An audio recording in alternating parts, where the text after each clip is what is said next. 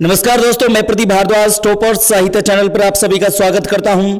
जय हिंदी जय भारत। देखिए, वर्ण विचार की यह मॉक टेस्ट सीरीज नंबर 3 है। इससे पहले 2 हम कर चुके हैं। अगर वो आपने नहीं देखे तो उसे भी जरूर देख लें। तो आपका टाइम वेस्ट ना करते हुए चलते हैं पहले क्वेश्चन की ओर। पहला क्वेश्चन आपके सामने आ चुका है। भाषा की सबसे छोटी इकाई है वर्ण, स्वर, व्यंजन या फिर शब्द।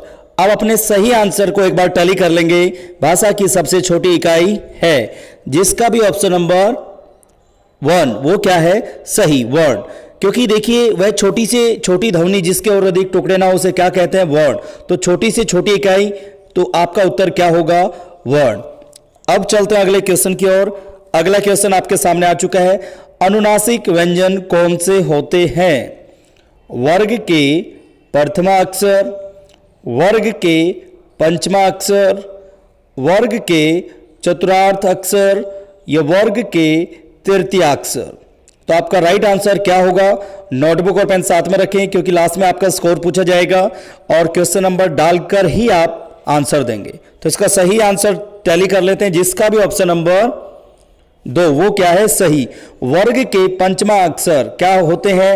अनुनासिक व्यंजन कहलाते हैं, जो नाक और मुंह दोनों से बोले जाते हैं। इंपॉर्टेंट है। अब चलते हैं अगले पॉइंट की ओर। देखिए, अगला क्वेश्चन आपके सामने है। हिंदी वर्णमाला में स्वरों की संख्या है कितनी? 8, 9, 11, 13। बिल्कुल सही जाना चाहिए आप सभी का आंसर। तो इसका आंसर एक बार टैली कर लेते हैं, जिसका भी ऑप्शन नंबर 3 वो क्या है? सही। हिंदी वर्णमाला में स्वरों की संख्या कितनी है? 11 है। ओके, अब चलते हैं अगले क्वेश्चन की ओर। अगला क्वेश्चन आपके सामने आ चुका है। य, र, ल, व किस वर्ग के व्यंजन हैं? तालव्य, ऊष्म, अंतस्थ या फिर संयुक्त?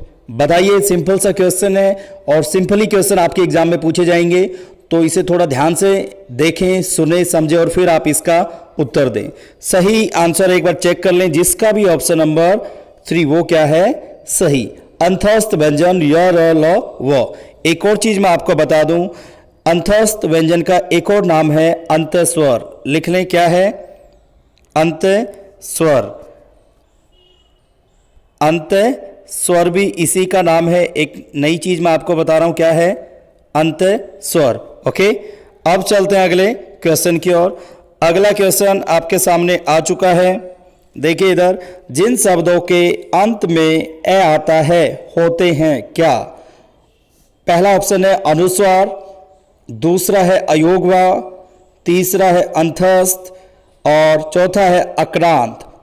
तो इंपॉर्टेंट क्वेश्चन है, बताइए इसका राइट आंसर क्या होगा?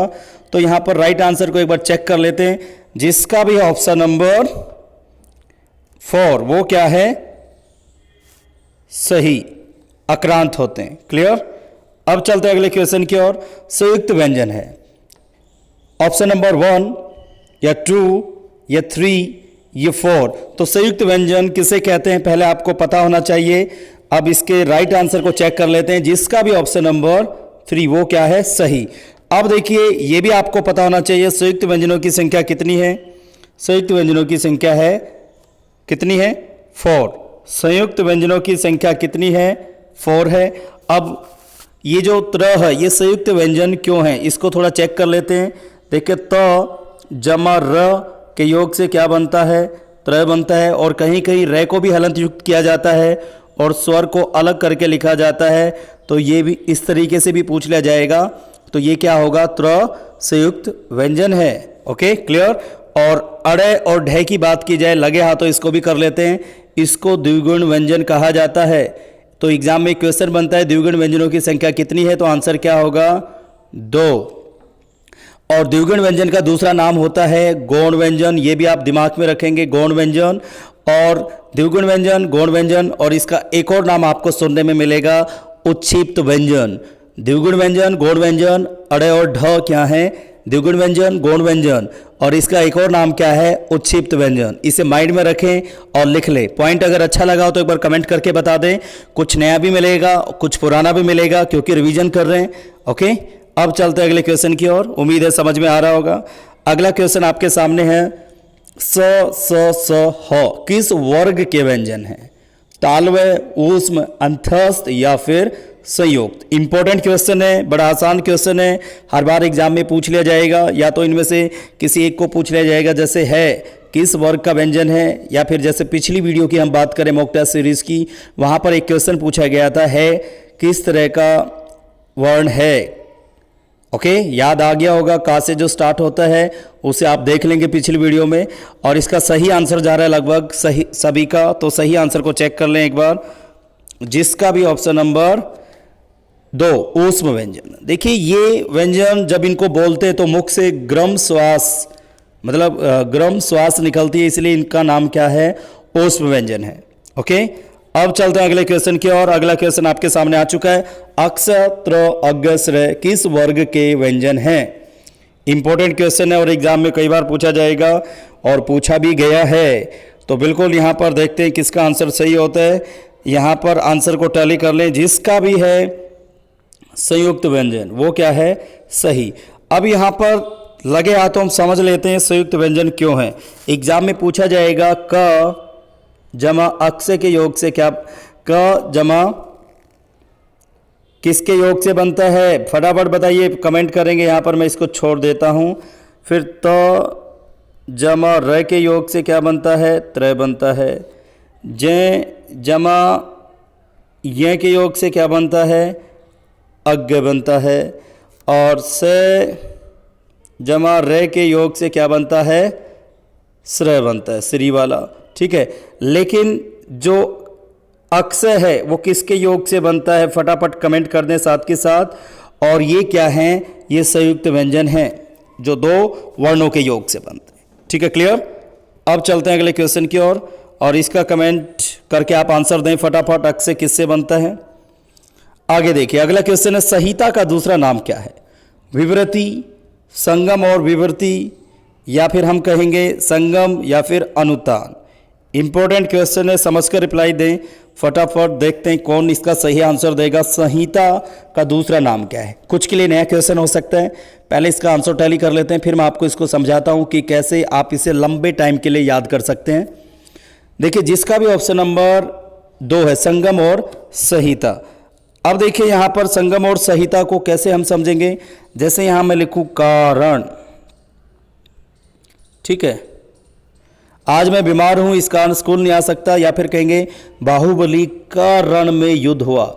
देखिए कारण, यहां पर कारण को मैंने साथ साथ लिखा तो इसका अर्थ परिवर्तन हो गया, और मैंने यहां पर का और रण को अलग अलग करके लिखा तो इसका अर्थ क्या हो गया?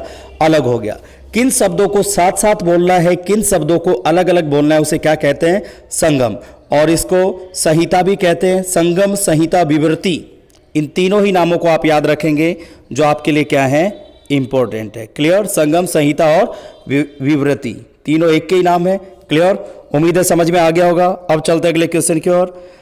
अगला क्वेश्चन आपके सामने आ चुका है, सुर लहर का दूसरा नाम है? विवृति, विविक्षा, संगम या फिर अनुतान? बताइए फटाफट, देखते कौन इसका आंसर देगा। सुर लहर, सुर लहर का दूसरा नाम क्या है? अब सही आंसर को एक बार टैली कर लेंगे, फटाफट टैली कर लें आप। जिसका भी ऑप्शन नंबर 4 वो क्या है? सही, अनुतान। क्लियर? ये भी इंपॉर्टेंट है। जैसे मैं कहूं अच्छा, देखिए अब अच्छा को यहां पर मैं अगर आपको एक्सप्लेन करके बताऊं, कई बार हम कहते हैं अच्छा, तो ये इंटरोगेटिव भी हो सकता है, पीछे एक्सक्लेमेटरी साइन भी लगा सकते हैं, अच्छा। क्लियर? तो ये क्या है? सुर लहर, उतार चढ़ाव कहते हैं जब हम बोलते हैं। क्लियर? अब चलते हैं अगले क्वेश्चन की ओर। अगला क्वेश्चन आपके सामने है, इंपॉर्टेंट क्वेश्चन है, बड़ा उम्दा क्वेश्चन है। घोष का शाब्दिक अर्थ क्या है? घोषला, कंपन, गोत्र या उतार चढ़ाव? बताइए फटाफट। इसका आंसर बातों बातों में आपको मिल ही गया होगा। अब इसका सही आंसर आप टैली कर लेंगे एक बार। जिसका भी ऑप्शन नंबर बी, मतलब दूसरा, वो क्या है? सही। तो इसका आंसर क्या होगा? कंपन। अब यहां पर एक चीज आप ध्यान देंगे, घोष और अघोष दोनों एक ही बात है। घोष और अघोष एक ही बात है। घोष का शाब्दिक अर्थ क्या है? कंपन। दूसरा, एक और चीज देखिए, किसी भी वर्ग का पहला और दूसरा, किसी भी वर्ग का पहला और दूसरा वर्ण क्या होता है, घोष होता है या फिर अघोष होता है। जैसे मैं कहूँ कै, तो कै क्या है, एग्जाम में आएगा तो पूछा जाएगा तो क्या होगा, अघोष ध्वनि है। क्लियर, इसे भी आप माइंड में रखेंगे। क्लियर। अब चलते हैं अगले क्वेश्चन की ओर। अगला क्वेश्चन आपके सामने आ चुका है। अनुनासिक का दूसरा नाम क्या है? बिंदु, चंद्र बिंदु, अनुस्वार या अर्ध चंद्र बिंदु। ध्यान से देखिए और दिमाग से इसका आंसर दीजिए। कंफ्यूजन क्रिएट हो चुकी है, मुझे पता है, और फटाफट इसका आंसर दीजिए। अनुनासिक का दूसरा नाम क्या है? ऑप्शन नंबर 1, 2, 3 या 4। अब सही आंसर को टैली कर लें। जिसका भी है ऑप्शन नंबर 2 वो क्या है? सही। ऑप्शन नंबर 2 क्या है? सही है। क्लियर। ऑप्शन नंबर 2 क्या है? सही, चंद्र बिंदु। क्लियर। अब चलते हैं अगले क्वेश्चन की ओर। अगला क्वेश्चन और इंपॉर्टेंट क्वेश्चन देखिए यहां पर। अनुस्वार, अनुस्वार का दूसरा नाम है बिंदु, चंद्र बिंदु, अनुनासिक या अर्ध चंद्र बिंदु। इंपॉर्टेंट क्वेश्चन है और एग्जाम में पूछा जा सकता है। और फटाफट कमेंट कर दें एक बार, और एक बार इस चीज़ के लिए भी कमेंट कर दें क्या इस तरह की मॉक टेस्ट सीरीज आपको डेली रात को 8 बजे मिलती रहे व्याकरण की। तो फटाफट कमेंट कर दें। जितने ज़्यादा कमेंट होंगे और ऑफलाइन जितने आप कमेंट करेंगे उतना ही मैं बिल्कुल मोटिवेट होकर अपने आप को बूस्टअप करके आपके लिए हर हाल में मॉक टेस्ट सीरीज लेकर आऊँगा अगर आप सपोर्ट करेंगे। फटाफट यस कर दें, चाहिए या नहीं, यस और नो। फटाफट यस लिखिए। जिन्होंने भी यस लिखा, थैंक्स अ लॉट। अब देखिए यहाँ पर अनुस्वार का दूसरा नाम क्या है? बिंदु। जिसका आंसर है वो क्या है? सही। इसे आप माइंड में रखें। अब चलते हैं अगले क्वेश्चन की ओर। व्यंजनों का उच्चारण सदा खालिस्तान की सहायता से होता है। पदों की सहायता से, स्वरों की सहायता से, वाक्यों की सहायता से या अक्षरों की सहायता से। फटाफट आंसर दीजिए और देखते हैं इसका आंसर किसका सही होता है। अब आंसर यहाँ पर चेक कर लेते हैं। व्यंजनों का उच्चारण सदा स्वरों की सहायता से होता है। अब इसको प्रूफ करते हैं। जैसे मैंने बोला क, जब मैं कै बोलता हूँ तो कै के अंदर क्या छुपा होता है? कै के अंदर क्या छुपा होता है? कै के अंदर ए छुपा होता है, तभी तो कै बनता है। तो हर एक व्यंजन में स्वर छुपा होता है और स्वरों की सहायता से ही व्यंजनों का उच्चारण संभव हो पाता है। क्लियर, इसे लिख लें आप। अब आगे चलते हैं। अगला क्वेश्चन आपके सामने है। अघोष और सघोष व्यंजनों के भेद हैं, बताइए किस आधार पर हैं? प्राण की मात्रा के आधार पर, स्वर तंत्री के कंपन के आधार पर, उच्चारण के आधार पर या श्वास के आधार पर। देखते हैं इसका सही आंसर कौन देगा। और इस वीडियो के लास्ट में आपसे एक क्वेश्चन पूछा जाएगा और जो भी इसका आंसर देगा नेक्स्ट वीडियो में उसका नाम लिया जाएगा। लेकिन कंडीशन एक ही है, जो भी पहले आंसर देगा सबसे और सही होगा केवल और केवल उसी का नाम और प्लेस लिया जाएगा। तो इसका आंसर एक बार टैली कर लेते हैं। जिसका भी ऑप्शन नंबर कौन सा? दूसरा, वो क्या है? सही। ऑप्शन नंबर दूसरा जिसका है वो क्या है? सही। स्वर तंत्री के कंपन के आधार पर घोष कह लें, अघोष कह लें या सघोष कह लें। देखिए सघोष और घोष एक ही बात है, अघोष अलग है। घोष में कंपन होता है, अघोष में कंपन नहीं होता है। ओके, अब चलते हैं आपके नेक्स्ट क्वेश्चन की ओर। अगला और लास्ट क्वेश्चन आप सभी के लिए है, इंपॉर्टेंट क्वेश्चन है। उदित ध्वनियों की संख्या कितनी है? अभी मैंने आपको बताया था उदित ध्वनियों की संख्या कितनी है। इसका आंसर आप देंगे ऑफलाइन कमेंट करके। केवल जो ऑफलाइन कमेंट करेगा केवल उसी का आंसर मान्य होगा। और नेक्स्ट वीडियो में जो भी इसका आंसर देगा उसका नेम और प्लेस लिया जाएगा। देखते हैं आप में से वो कौन बनता है, कौन इसको सर्च करते हैं। और मैं पूरे आत्मविश्वास के साथ मैं बता रहा हूँ कि इस तरह का क्वेश्चन आपके सामने पहली बार आया कि उदित ध्वनियाँ। आपने वर्ण पढ़ा होगा लेकिन उदित ध्वनियों की संख्या कितनी है ये पहली बार आपके सामने आया है। तो इसके लिए भी मैं चाहूँगा अगर ये नया है तो आप यहीं बताएं और ऑफलाइन कमेंट करके तो ज़रूर बताएं और इसको सर्च करें, आपको काफ़ी कुछ नया मिलेगा। और आज के लिए बस इतना ही। मिलते हैं नेक्स्ट वीडियो में कुछ नई चीज़ों के साथ। तब तक के लिए जय हिंदी, जय भारत, कलम से क्रांति। Coming soon next series. और डेली 8 बजे आप पहुँच जाया करें, चैनल पर सर्च किया करें। और मॉक टेस्ट सीरीज अच्छी लगे तो आप प्लीज़ औरों को भी बताएं। वीडियो को लाइक अपने आप आते ही कह दिया करो, मैं कभी भी बीच में नहीं कहूँगा। और जितना आप शेयर करेंगे उतना मैं मोटिवेट होता रहूँगा और कुछ ना कुछ आपके लिए लाता रहूँगा। घर बैठे करिए अब हिंदी की तैयारी। Thanks for watching it and have a cool day. जय हिंदी, जय भारत, कलम से क्रांति।